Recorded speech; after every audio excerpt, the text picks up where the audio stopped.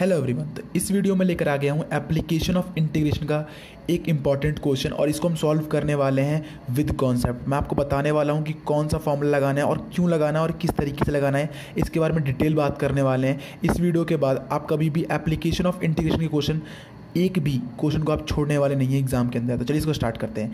Guys क्या बोला हुआ है, आपको एरिया निकालना है between the curve this and this. अब गाइस इसमें से जो ये पहला कर्व है आपको पता होना चाहिए एक पैराबोला है। तो पैराबोला अगर मैं ड्रॉ करूँ तो कुछ इस तरीके का दिखता है वो, और ये ऐसा कुछ बन जाएगा।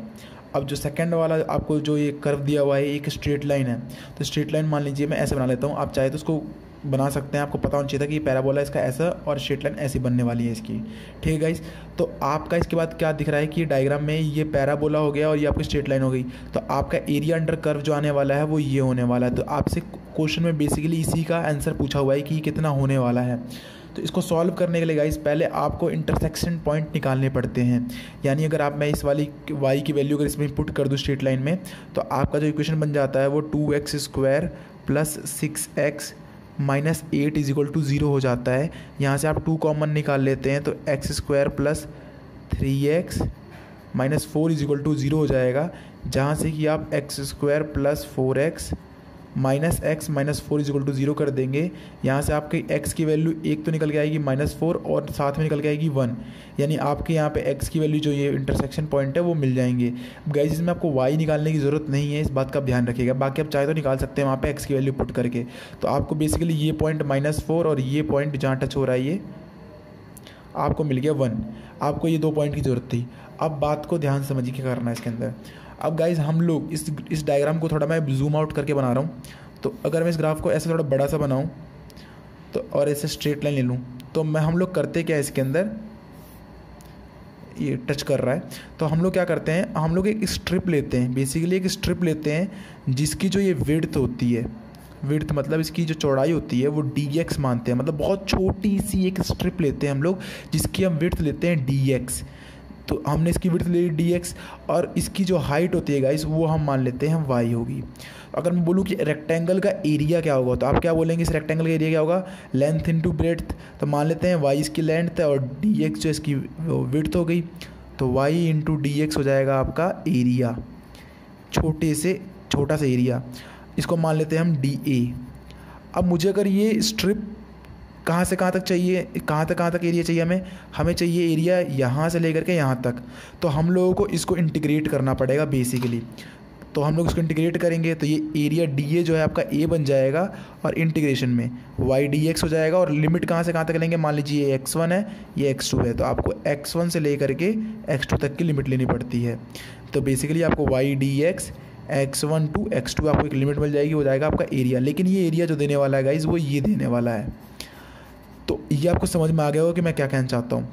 तो अब आपको मैं कुछ चीज़ें और समझा देता हूँ। तो मैंने क्या समझाया आपको कि अगर आपको मान लीजिए कर्व है और ये हमारी कुछ इस तरीके से एक स्ट्रेट लाइन जा रही थी, तो हमने ये देखा कि अगर हम छोटा सा dx विड्थ का एक एलिमेंट लेते हैं और इसकी हाइट जो है हमारी y मान लेते हैं हम लोग, यहाँ पे एक अप्रॉक्सीमेशन लेते हैं कि ये ऑलमोस्ट ये सेम रहेगा, ये हाइट को हम नेगलेक्ट करते हैं यहाँ पर। तो इस बात का ध्यान रखिएगा कि ये अप्रॉक्सीमेशन भी लेना पड़ता है इसके लिए। तो हमने देखा कि जो एरिया निकल के आता है वो आपका आता है, जो कि छोटा सा एरिया dA होता है वो y dx हो जाता है। और जब इंटीग्रेट करते हैं तो y dx बन जाता है इंटीग्रेशन x1 टू x2। अब गाइज ये जो एरिया निकल के आ गया ये तो आपका आ गया ये वाला एरिया, ये पूरा एरिया आ गया। पर हमें तो सिर्फ ये वाला चाहिए था, इस जो ये हमारा इसके अंदर है हमें बेसिकली ये रीज़न चाहिए था, तो ये तो एक्स्ट्रा रीज़न आ गया। तो हम लोग क्या करते हैं, सेम कॉन्सेप्ट हम लोग पैराबोला के लिए भी लगा देते हैं। तो पैराबोला के लिए जब लगाएंगे हम लोग, मान लीजिए यहाँ से यहाँ तक ऐसे स्ट्रेट लाइन जा रही है, आप यहाँ से यहाँ तक है, तो जब हम पैराबोला वाला कर्व लेंगे, ये वाला कर्व लेंगे, यहाँ पे एक छोटा सा एलिमेंट लेंगे इस वाले पे, तो हमारा जो है यहाँ से यहाँ तक जब हम इसका एरिया लेंगे तो नीचे वाले का एरिया आ जाएगा, मतलब ये वाला एरिया आपका निकल के आ जाएगा। तो फिर हम ऊपर वाले स्ट्रेट लाइन वाले से जो एरिया निकल के आएगा उसमें से पैराबोला वाले इस वाले एरिया को माइनस कर देने वाले हैं। तो इसका जो निकल के आएगा वो भी y dx ही आने वाला है, लेकिन यहाँ पे y की वैल्यू जो है हम लोग पैराबोला की पुट करने वाले हैं। तो चलिए मैं इसको दिखा देता हूँ कैसे करना है आपको।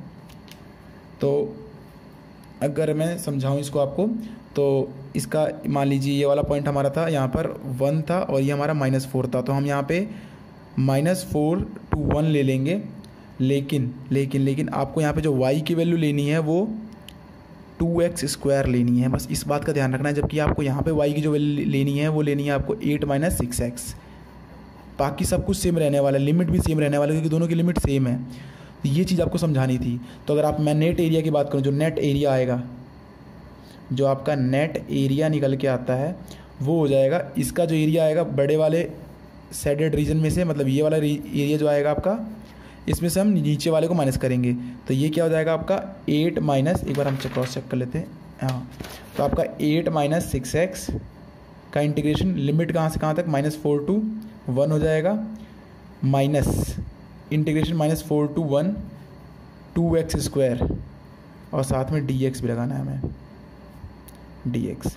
तो गाइस दोनों की लिमिट सेम होने की वजह से हम एक कॉमन लिख सकते हैं कि -4 to 1 8 - 6x -2x² का dx। अब आपको ये सिर्फ इंटीग्रेशन सॉल्व करना है और आपका आंसर निकल के आ जाता है। तो जब आप इसके इंटीग्रेशन सॉल्व करते हैं तो आपका आंसर निकल के आता है 125/3। तो आई होप आपको ये कॉन्सेप्ट समझ में आया होगा कि हम ऐसा क्यों करते हैं। इसी के साथ मैं वीडियो को एंड करता हूँ, तो तक के लिए थैंक यू।